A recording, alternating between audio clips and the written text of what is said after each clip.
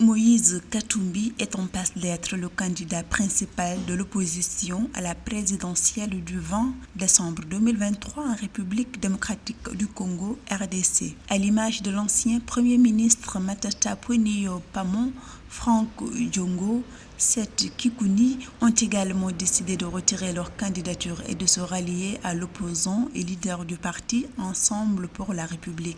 Ceci fait suite aux recommandations des émissaires de 5 candidats de l'opposition congolaise réunis en Afrique du Sud du 13 au 17 novembre 2023 sur la manière de garantir l'équité des élections générales et de décider d'un candidat commun potentiel pour défier le président sortant Félix Antoine Tshisekedi. On ne peut d'ores et déjà pas affirmer que Katumbi va remporter les élections parce qu'il y a des opposants qui se sont ralliés à lui. Mais plusieurs cas de figure restent possibles. Ou Tshisekedi sera battu. On souhaite que ça soit un scénario à la libérienne et que ça soit sans tension. Ou encore Katumbi, oui, pourra l'emporter. On peut craindre aussi le scénario d'il y a 5 ans où dans une coalition, Tshisekedi a fait défection pour se présenter tout seul. Tous les cas de figure sont possibles. Moïse Katumbi, 58 ans, homme d'affaires fortuné, ancien gouverneur de la province minière du Katanga, poumon économique de la RDC de 2007 à 2015, met en avant ses succès en affaires et son bilan au Katanga avec construction de routes, d'écoles et développement de l'agriculture pour affirmer qu'il saura mieux gouverner le pays. Entré en campagne ce lundi 20 novembre 2023,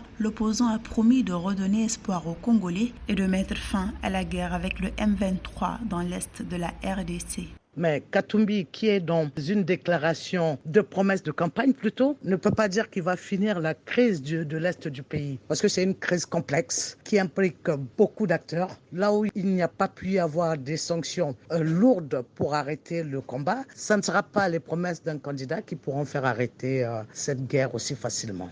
En RDC, près de 44 millions d'électeurs sont appelés aux urnes le 20 décembre 2023 pour un triple scrutin législatif, provincial et présidentiel. Une vingtaine de candidats, dont le président sortant Félix Antoine Tshisekedi, sont en liste pour le scrutin présidentiel.